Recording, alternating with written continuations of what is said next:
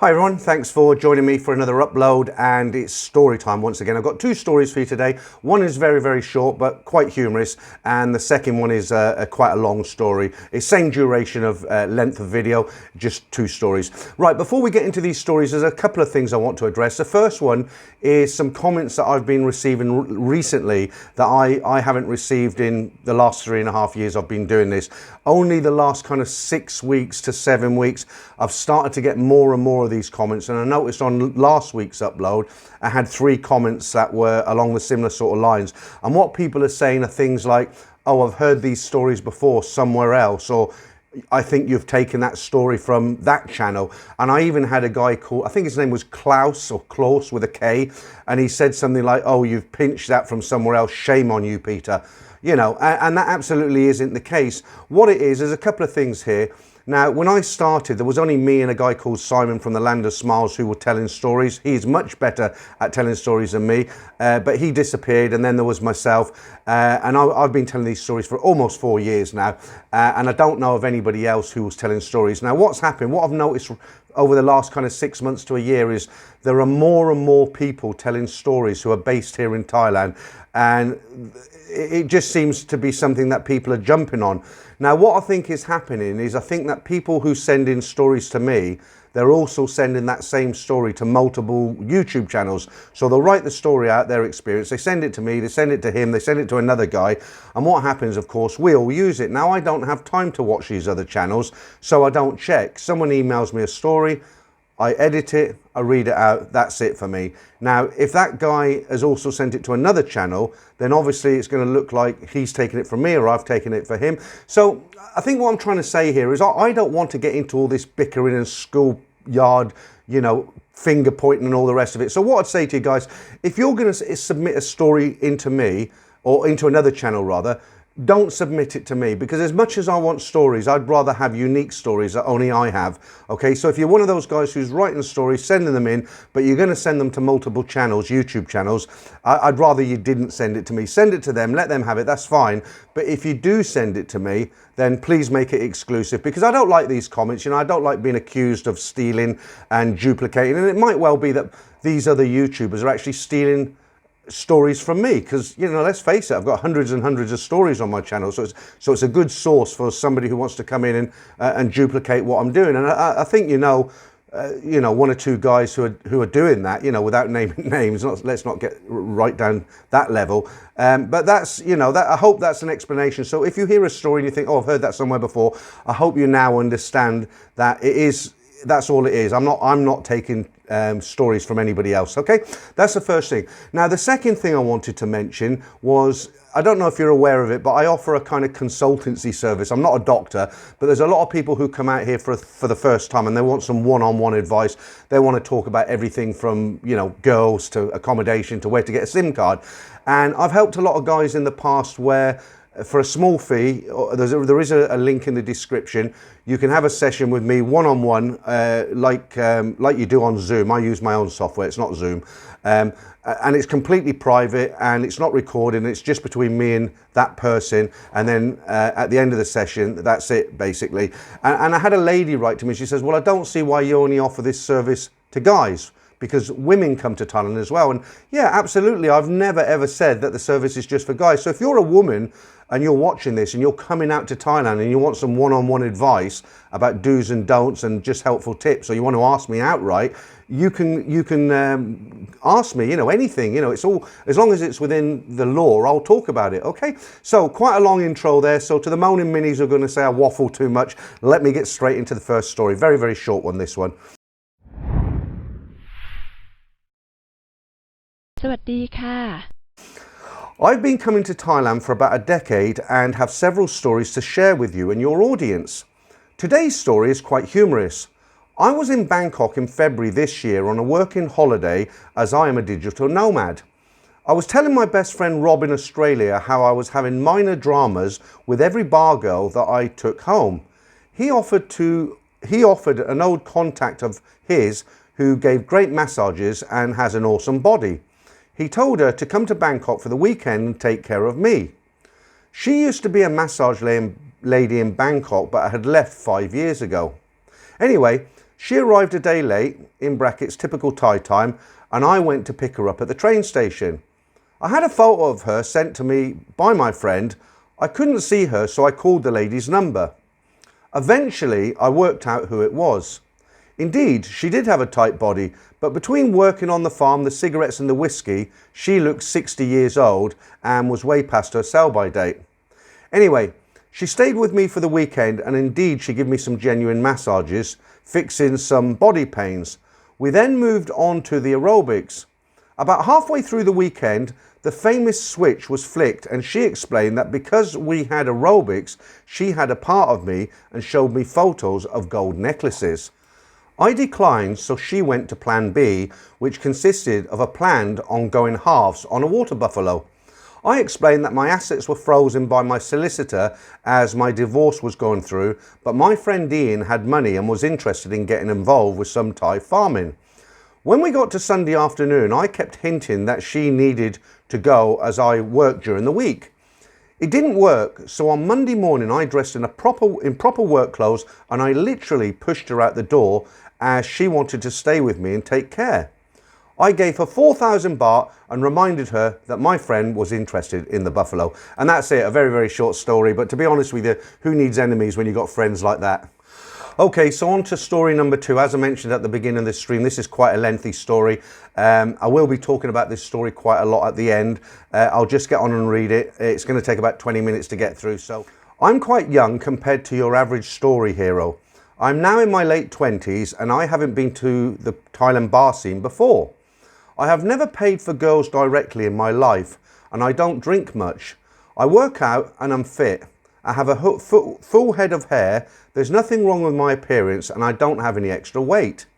I think I'm above average looking and also quite financially successful, making well above 6 figures per year. A little backstory that I think could be useful for your viewers. I live in San Francisco Bay Area, and dating here has really never worked for me. I haven't been able to meet girls to whom I would be attracted and who would also like dating me. Dating apps did not really work for me either. I would barely be able to meet anyone attractive to me. The problem I have with the girls here is that a lot of them are somewhat overweight or even slightly overweight, which matters a lot to me for some reason. I wish I didn't care as much, but it is hard for me to just feel physically attracted and go on a first date with these types of girls. Sometimes I see beautiful girls on the streets here, but it's difficult for me to approach them. I have never matched with any of these girls online or even when I go to bars. Talking to them is usually quite difficult and there is usually not much interest from them. Maybe it's my problem, but I would say that a lot of guys I know have a similar issue where girls here are quite picky because many guys are attractive and readily available, making it harder to stand out. However, I was quite successful in dating when I visited Russia for just a couple of weeks. The dating apps there are very good and you can meet very beautiful girls who are genuinely happy to chat with you on Tinder, where it's not as casual as it is in the USA. There are many girls trying to find a long-term boyfriend and ideally a future husband. So I would take them to dinner and it would be a very good experience. During the new year of 2023, I visited my best friend for 2 weeks. He was living in Pattaya with his girlfriend and I decided to spend time with him. I actually never really heard much about Pattaya or the whole bar scene, and I had this perception that Pattaya is this famous place where a lot of people drink and it's a dirty capital. When I arrived in Pattaya, I was jet lagged from California, not having much fun because I was always tired. It was hard for me to get used to things. For example, my friend was living in an apartment, but he didn't have any coffee or much food in his house. Sometimes it was too cold from the air conditioner, or when you opened the door, it was too hot. So it took me like half of the trip just to get used to where to eat, what to buy, and other things like this. During the first week, I tried to use dating apps. I tried Tinder and Thai Friendly, but neither of them really worked for me. I got quite a few matches, maybe 20 or 30 different girls, especially on Thai Friendly. It's really confusing to determine whether someone is actually interested or just checking you out. I would spend several hours chatting with different girls and it was really frustrating because sometimes I would spend entire evenings trying to have a conversation. We would talk for 2 or 3 days, and then I would move to Instagram to continue the conversation and eventually invite them on a date. However, it would turn out that all the girls who kept responding and showed interest were actually freelancers, and they would reveal their price at the end. I was confused because it wasn't obvious from their profiles, and I felt like I had wasted a lot of time. As a result, I didn't end up meeting anyone from online dating apps, and overall, it was a bad experience for me. We didn't go out partying much, but I was interested in meeting girls. Towards the end of my trip, we tried going to a few bars. In the last week, for a few nights, we attempted to go out. However, my friend was already in a long-term relationship, and he was only going out because of me. He wasn't the best company since he wasn't that interested and he wanted to go home early. We went to Soy 6 and tried to talk to the girls, but we didn't even know how the whole process worked. We were unaware that there were lady drinks that had an extra cost. We knew something was happening there, but we didn't understand the specifics. Luckily, nothing bad happened. We simply sat there with a girl and talked a bit before leaving. Afterwards, we went to Walking Street, where we received an unexpectedly high amount of attention. Different groups of girls would invite us to their tables at nightclubs. They would extend invitations for us to join them where they had a bottle, and we would drink for free with them. This could be because we're young, or perhaps nightclubs or other promotions, they offer other promotions to some girls. I believe the first 4 girls we met were friends of a dancer girl, which is why they were able to secure a free table. We met them again later, but nothing really developed between me and any of the girls. Then on another night, we went to Republic on Walking Street and encountered a couple of girls who invited us to join their table. One of them looked at me while we stood in the middle. This experience feels surreal to me, coming from California, where if you're just a guy standing around, not really doing anything, you're practically invisible to girls. If there's nothing exciting happening around you, if you're not actively having fun, or if not much is going on, and you're just standing looking around, you're considered very unattractive and unappealing to almost all girls, unless maybe you're a super handsome man in the top few percent. However, in Thailand, particularly in Pattaya, I felt incredibly strange being looked at and making eye contact with attractive girls, even when I wasn't doing anything. I would just stand there and they would look at me, invite us to join them, and then they would be friendly and open to meeting again. During my last few days, I fell sick. I had a runny nose, felt tired, and I think I may have caught a cold or something. But those were my final days, and I really wanted to go out. On the last night, I woke up at 5 p.m. I slept, I think, for 14 or 15 hours, and I bought some Red Bulls from 7-Eleven. I also think I grabbed some pain relievers for my headache. So I went out around 10 p.m. and walked around. It was so difficult to choose somebody.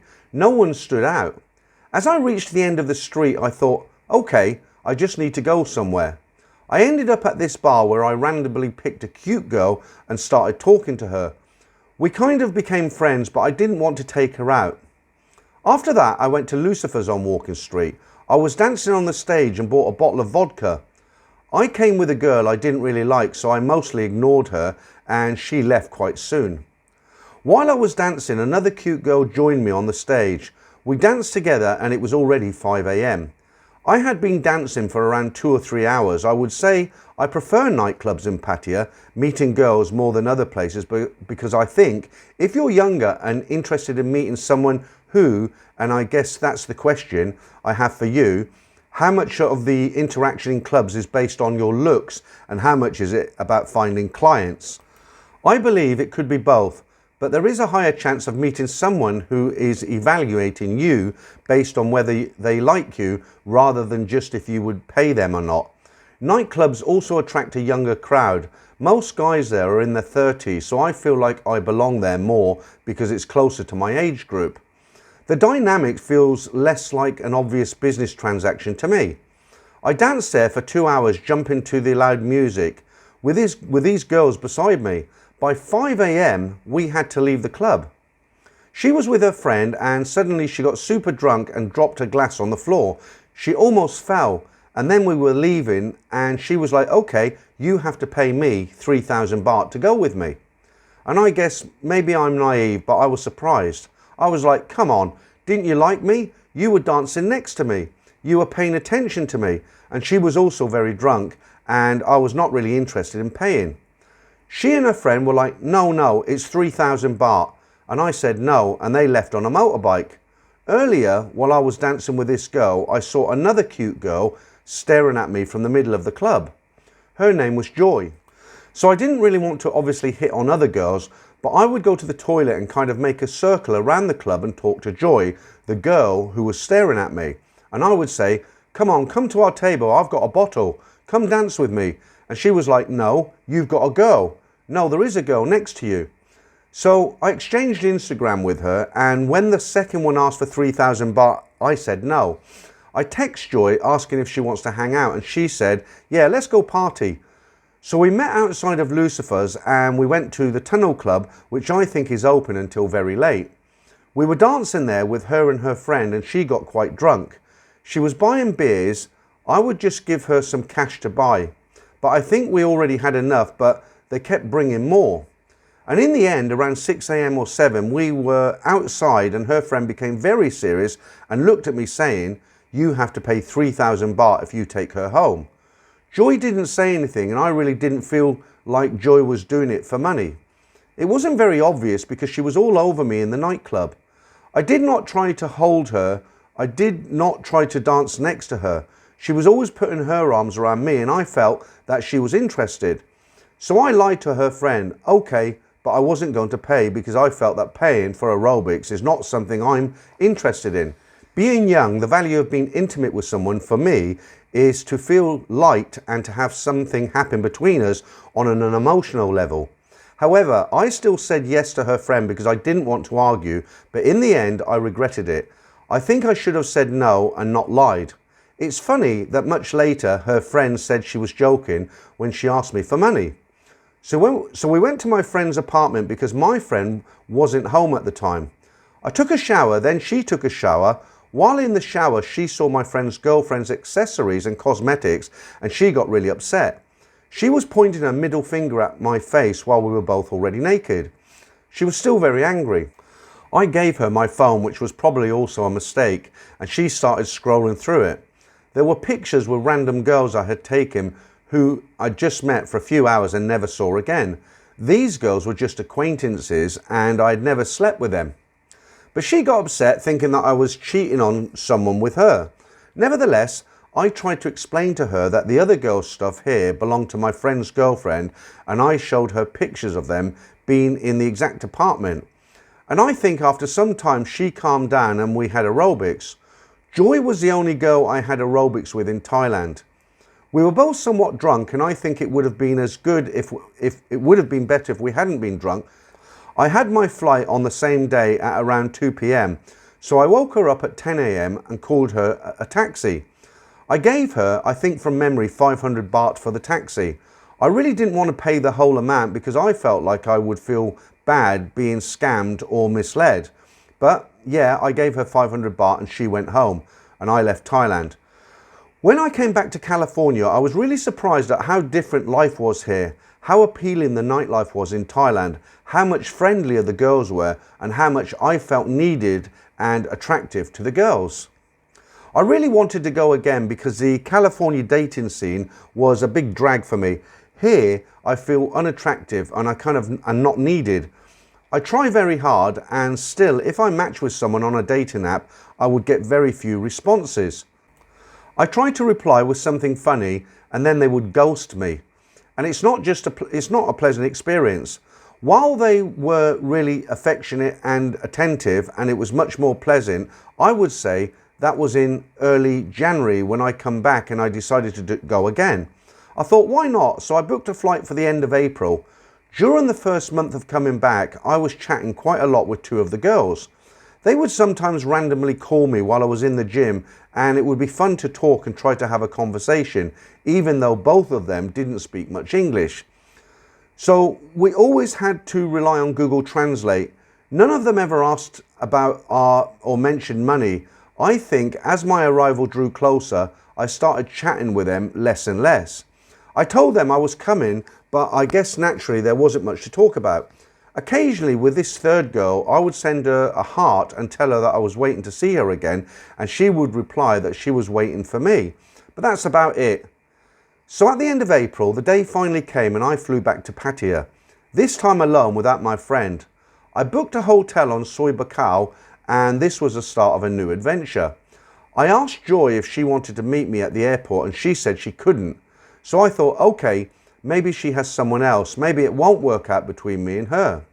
Originally, I was hoping to spend the whole week with her, but I wasn't sure if it would happen. I thought that in the worst case, I would just hang out with new girls. And when I arrived, she was not available right away, so I met Joy from Soi 6.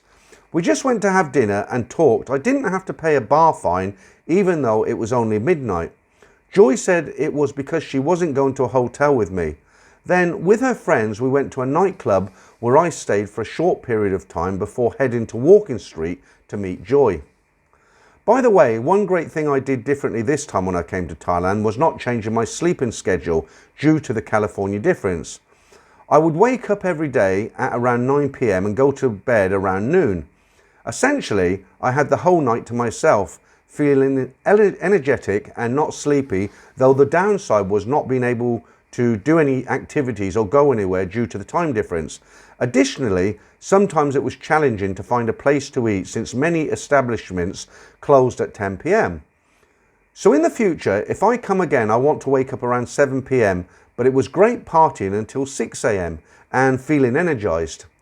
So I met Joy around 2 a.m. on my first day, and then we barely found a place to eat. Afterwards, we went to my gym. I wanted to go to the gym and I was like, you should come with me. She was just sitting there wondering why I had to exercise at 4 a.m. But it was actually a normal time for me, accounting for the time difference. It was so funny, she sat there with me just looking, and then we went to my hotel room. I decided to have this long conversation with her. I think it took us about half an hour or an hour where I would use the translator app and type long detailed messages on my laptop about how I feel about her. I wanted to be honest, and I think I was always honest with her. I told her that it's very hard for us to be together and that we will not be together after this 1 week. We are very different. We live in different countries, and I don't want her to have any expectations or hopes for the future with me. So that was the deal, and I wanted to offer her to just spend this week with me. I would be happy to be with her. I want to spend these 7 days just with her, but that's it. There is no future after this. Also, I told her that I don't know about her intentions, but I made it clear that I am not willing to pay anything for her time with me. I mentioned that I've heard a lot of stories where relationships are just kind of like work for girls and men are just customers. I didn't want to be one of those customers where the girl fakes emotions. I wanted someone who liked me for me. I didn't want money to be a factor, so I told her that after 7 days we may never see each other again, and I'm not going to pay her anything now or in the future. I asked her to make the decision and wanted her to decide what would be best for her. She thought about this and was not happy that it was going to end in 1 week. She didn't talk about money at all. Instead, she said she mostly expressed sadness over not seeing each other again after just 1 week. Despite her reservation, she agreed and said that it would be a good memory for her. She was willing to spend this time with me, so she moved in and stayed with me for the whole trip. We were together for 7 days. She brought some of her clothes. We were always together and she never left me. We spent almost every hour of the trip together. She didn't have any other meetings, work or friends she had to meet during our time together. Our typical schedule would be wake up around 9 p.m, go to somewhere to eat and maybe come back to the hotel around 3 or 4 a.m. We would go to Walking Street. We might spend some time at a bar or nightclub before returning to our hotel. We had a great breakfast at about 6 a.m. in the morning, treating it as our dinner, and then later in the day we would either stay in and go to bed around 10 a.m. or go somewhere else for sightseeing before returning and sleeping. We also met her friends at clubs, and it was quite fun hanging out with them. Our time together had its ups and its downs. She behaved like she genuinely liked me, but often she was quite jealous and upset. The fact that I was still friends with some of the girls I met on my first trip bothered her. Sometimes she would see a message from someone on Instagram or a picture, so I was afraid to show her my phone picture gallery because there might be a picture of me sitting with a girl. This made her quite upset, and she would always accuse me of lying whenever I told her that I liked her or that I didn't have any other girls here except her. She didn't believe me, and she was very quiet and not talkative most of the time. I still felt like she liked me and wanted to be with me. She didn't move out to end this time with me, but she would not talk to me much. I would often translate my thoughts and ask her to tell me what she's feeling, but she would often turn away and not talk. By the way, she's 21, so perhaps this is also age related. Another thing I didn't like is that she was always on her phone watching TikTok while I would be hugging and kissing her. The only actual thing I think I did that was legitimately upsetting is that I did go to Soy 6 3 times during this week. I told her about this and she was understandably not very happy about it. I would have these kind of long translator conversations with her where I would try to explain that I listened to a lot of stories from YouTube about these girls. It's very interesting to just talk to them and see how they think, like what their stories or tricks are, and see how I would be myself in this situation. I would not touch them. I would just sit against the wall in the bar and talk to them. The girls would sometimes put their hands on my knees, but I would not show any physical interest and just wanted to talk to them. It only happened like 3 nights and like 2 hours at a time where I would just talk. It was not that much, but she was quite upset about it. I'm glad I was able to kind of go a little bit and don't regret not talking to anyone and just seeing how I would feel in those bars. Also, I would say that after going once or twice, I felt like it was not that interesting because to really get to know someone, I would have to spend more time with them. I also wouldn't want it to be very transactional. I guess I have this thing in my mind about not paying directly for the time for some reason. So yeah, I was kind of bored in the bars because it didn't feel genuine and I didn't really want to spend that much time. So I was quite upset with her attitude because most of the time, one thing that she was quite jealous and kind of angry or upset at me, but also the second part that I didn't like is that she was not very physical, touchy with me. I would always try to hug her and kiss her, but she would not really respond. She would just kind of turn away and let me kiss her, but not really kiss her. She would not kiss back herself. Sometimes she would, but not as often as I would want it to happen. Also, aerobics. She did not show that much interest. I would have it once a day or once in 2 days, which is less often than I would have initially wanted to have it, but I guess she was just not as into it as I was. Talking more about Joy, I tried to ask her what she does for a living, and she wouldn't really tell me initially, but by the end of the trip, I think she said more, and I think I kind of believe her. I think some people would say that she's also a working girl, but probably at a bar or somewhere. But I think there are good reasons to believe that she isn't. First of all, she's quite young, so maybe she only recently came to Pattaya. She said she had been here for maybe half a year. And recently, she found out that he was lying to her about many things, and she said she broke up with him. She showed me some pictures where she was in a beauty salon taking pictures of hairstyles she was doing. So I think that it is also one of the jobs she had in the past. She said she plans to do that again in the future. Overall, I'm happy that she never asked me for any money. She never mentioned it. She never had anything to do with money. She never wanted to go shopping, so it was never a topic. And by the end, she even told me that she did not want any money from me. Also, the fact that I was taking her to more expensive restaurants where we would maybe spend about 1,500 baht on a meal for both of us made her feel bad because she thought it was a waste of money and would rather spend it on something else. She never asked me where I worked or what I do and how much money I have. She was just concerned about potential girlfriends she thought I was having. I think the only time she ever asked me for money was when we went to a nightclub and she said, "Give me 2,000 baht for a bottle," that she wanted to buy because she felt like getting drunk that night.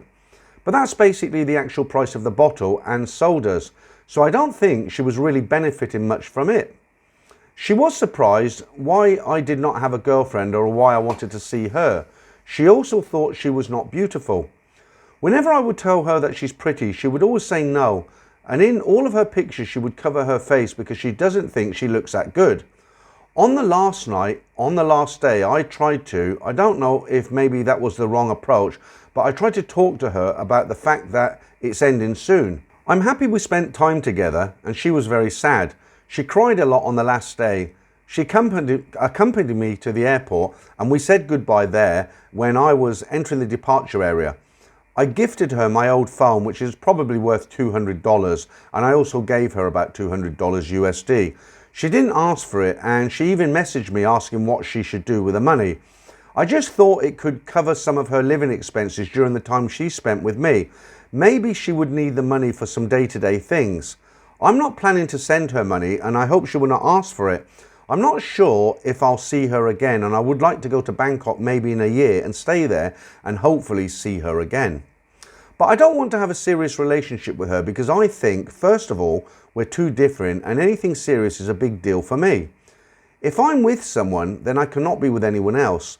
I would be faithful, and I would not want to spend a lot of time with someone that I feel is unlikely to be a great marriage candidate. And I think even though she's a good girl, she's just not ideal, especially given her attitude. But perhaps it will improve as she gets older. In the end, I would say I still really enjoyed spending time with someone who liked me, who seemed to care about how I feel, and who was willing to spend this whole week with me without really asking for anything in return. I don't think she got that much from me except for the fact that I was trying to be caring towards her and was very affectionate, always hugging and kissing her. In the end, she was crying and saying she's heartbroken, so I'm not even sure if that was an overall positive experience for her. I asked her several times if she regretted it, and she said no, but it's hard to tell. I still hope to keep in touch with her, but I expect this to fade away over time and just remain as a good memory. So that's my story. I would love to hear your feedback as well as the feedback from your viewers. Whether you think I was naive. Okay, so look, where did you meet her first of all, okay? Not only did you meet her in Pattaya, but you met her in Soi 6, right? To anybody who hasn't been to Pattaya, Soi 6 it's just the worst or the best street in Pattaya, however you want to look at it. You know, you must have 1,000 girls working down there. Look, you know, I mean, I don't want to beat about the bush. Let's come straight to the point here. Pattaya has got a reputation with the Thais, and it has a reputation with foreigners.